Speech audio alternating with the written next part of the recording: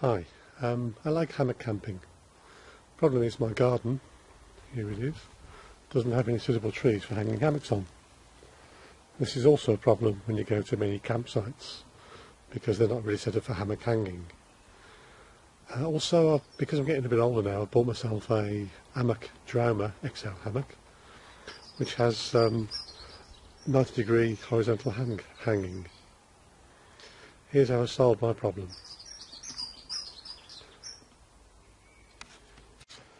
I've made a Tensahedron type stand using 1 inch, 1.25 inch, 1.5 OD aluminium tube.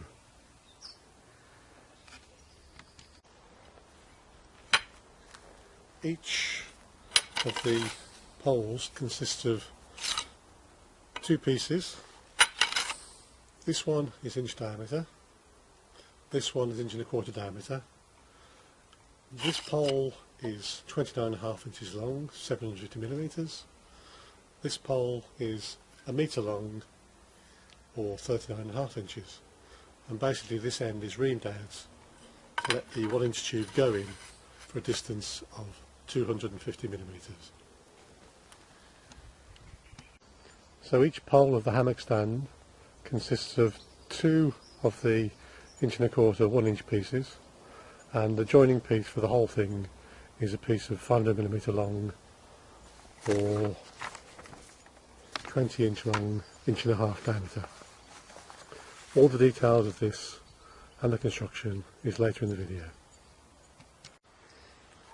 So the 1.25 inch diameter pole simply slides into the 1.5 inch diameter pole and goes halfway in. And to stop it sliding any further in, I've just used insulation tape around here actually as a padder to fill up that gap, and also on the end as a stop. When fully assembled, each pole is 3 meters long, and at each end there's a small hole which is 7mm diameter and 2 inches in from the end. Sorry about the mixture, but I'm old enough to think imperial and metric. To make assembly easier, I have used bungee cords in the inch and a quarter tube, and that helps just to pull the things together. Speeds up assembly and finding the other bits, obviously. You can't do that at the end because these 2 poles go all the way in, so there's no space for the bungee.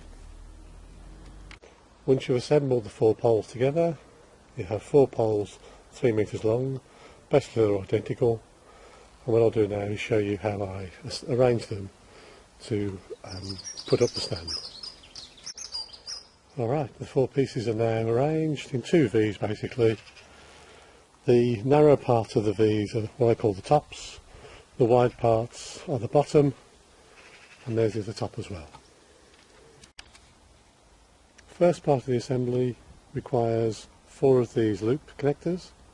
They're basically pieces of paracord, balls on the end, and something that helps you push the paracord through the holes in the ends of the tubes. So a bit of wire wrapped over with insulation tape is fine. What you do with these is put them through the hole in the end of the tube, and the second tube,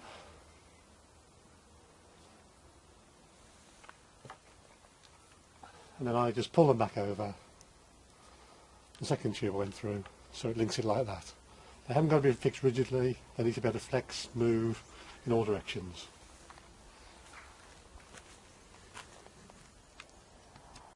Then you simply move on and put the connectors on the what I call the bottoms and the remaining top as well.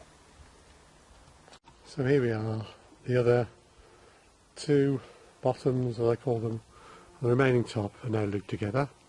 So the next thing to do is to put the line in that stops the bottom of the frame lifting out too much. What I'm using there is a simple loop which goes around the outer pole and on top of the ball, goes across to the other side, and you repeat that, and then you just kick out the one leg until the line is tight.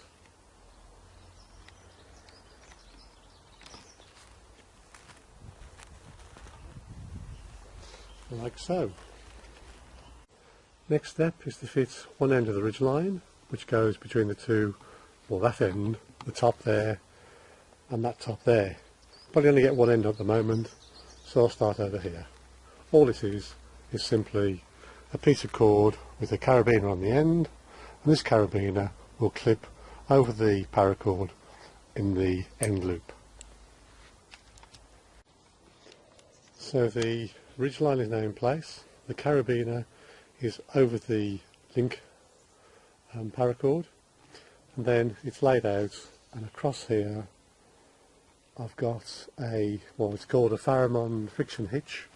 It's a bit like a Prusik knot for things like this, and there's plenty of people who show you how to make those. The Pharamond friction hitch, and the other end of the ridge line just goes in the same way to the other top of the stand. Next is a guy line for one end. I've simply linked it into the carabiner. I have a loop at the end of the guy line here. Then it runs out nice and slack and goes out to, in this case, a couple of ground anchors because my ground's pretty soft. But notice I've left all the cable loose, all the guy line loose. This is to help raising the hammock stand in a minute.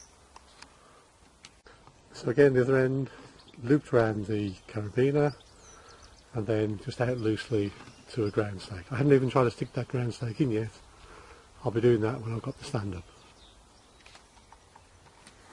Okay, next step, you lift up the second end of the stand, and as you're doing that, the guy line gets slack. You can put some tension on the guy line using the Pharamond friction hitch. Basically, you're sliding it along to create the width at the top of the stand that you want to use. More on that later. Okay, so partway through the process, and the friction hitch has been used. As I pull this left hand side of the stand up in the air, I just slid the friction hitch along to reduce the length of the guy line. Now the one side is starting to lift up and the other side is still on the ground. Basically just carry on now, moving the friction hitch along to fix the length of the guy line. For a normal hammock I use one about 3.9 metres long. So now we have a classic configuration of the Tensahedron type stand. The ridge line is going across. You've got the two poles on the left hand side which go down to the floor, two poles on the right hand side go up on the floor to the other top, and you've got the guy line at the back which goes down obviously to the ground, and the left hand side again I'm using another guy line which again goes down to the ground. Now the classic Tensahedron stand, if you buy for example a Tensah 4, which is a really good website to look at, you only need one guy line.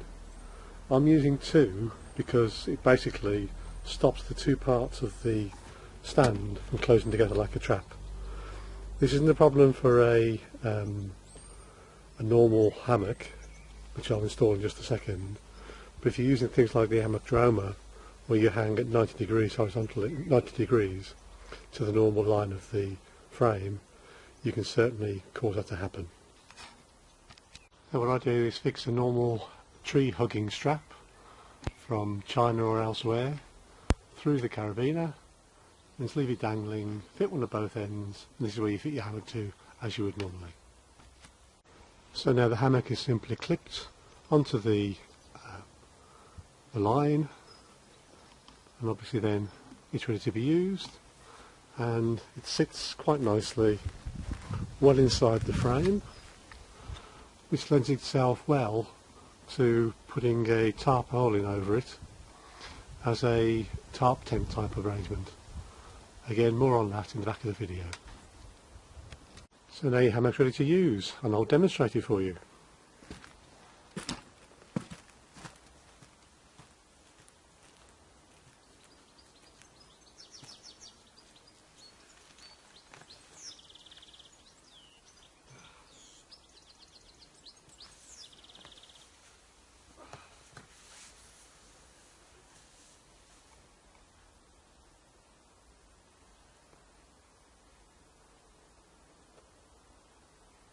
So this arrangement, as I'm showing you here, the hammock stand is about 1.7 metres off the floor, about 70 inches. The ridge line is 3.9 metres long, that's nearly 13 feet, 12.8 feet. And you obviously have got adjustments up and down the loops on the hammock straps to accommodate a variety of different lengths and types of hammocks. So you really have got some flexibility. The gap between the 2 feet at the bottom, I didn't mention it before, but it's about 2.1 metres, just over 6 feet. If you pull that closer together, then you can adjust again the characteristics of the hammock to suit. But I find that's worked quite well for me. Two other things to point out are that, number one, once you've sorted out the length of the ridge line you want to use with your hammocks, then you can leave it set up like that, and to assemble the hammock you connect the one end that's fixed loosely to the floor via the guy line, connect the hammock at that end, and then you pull the other side up and connect the carabiner. Now what that will do then is it will pull against the right hand side guy line, and the hammock will actually remain up in situ, allowing you to fit the left hand guy line. Bit of a mouthful way of explaining it, but it makes it a lot easier to assemble from now on once you have a guy line that suits you. Second thing to point out is that if you have a guy line with your hammock set up anyway, then the guy line I've used is redundant. However, it is quite helpful for setting up the stand, because it does mean you've got some control over it rather than rely upon the ridge line on the hammock. But what about the Amok Draumr XL, I hear you say? Okay, so I'll take this hammock off and we'll move on to that. Okay, so I've swapped over the ridge lines. I've gone from the one I had previously with the normal hammock to the red one I use for the Amok Draumr. And in this case it's a shorter ridge line because I want the poles to be higher up. Let me just show you how I can use this second method of assembly with the pre-fixed length of ridge line. Hopefully I can get it all in shot. We'll soon see.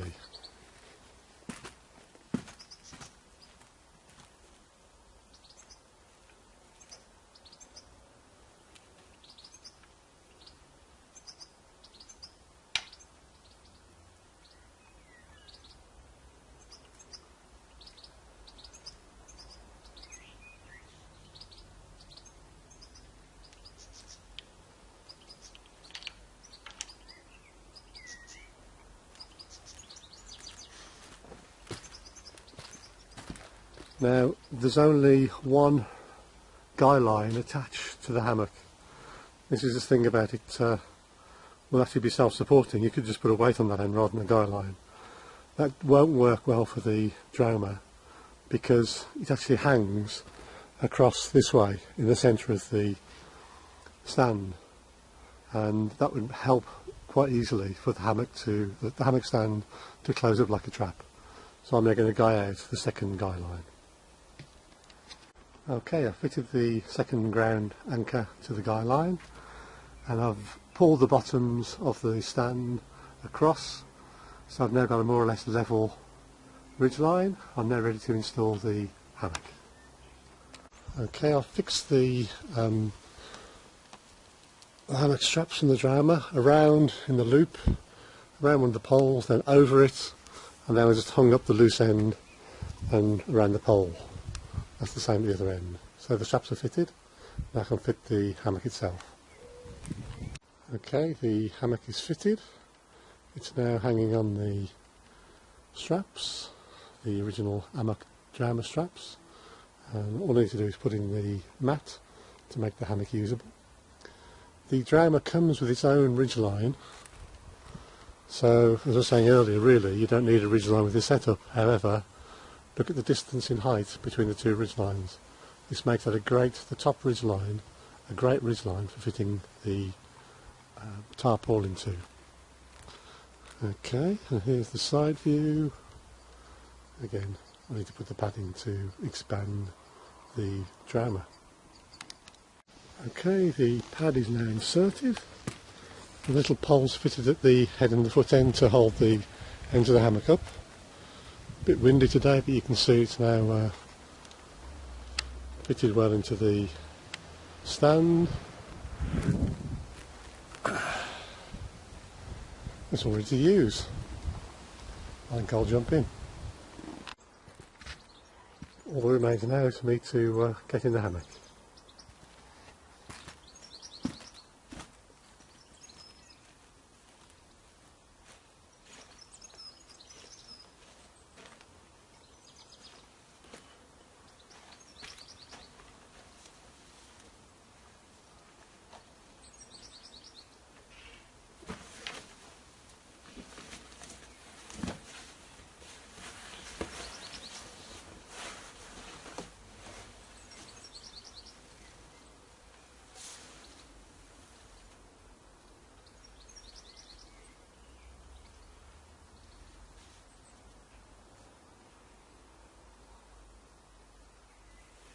Okay, for the Amok XL, I found out that a ridge line of about 3.5 metres or 11.5 feet works well, and it then rises for the side height to about 2.1 metres or 6.9 feet.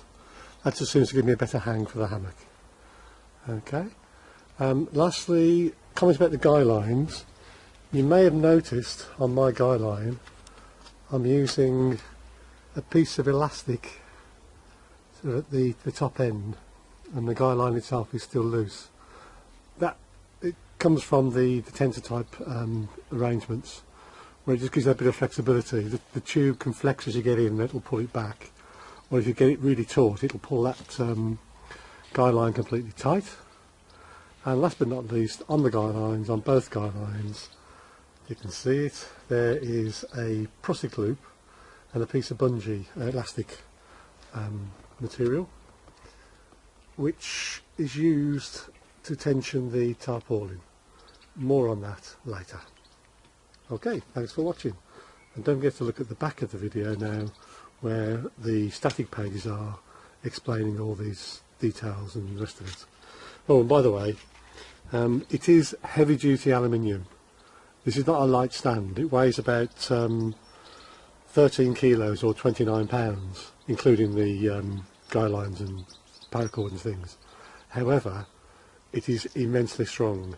I could probably make it lighter by changing the 1.25" tube to 2mm thickness, and then using the idea of the wraps around of insulation tape to fix it in.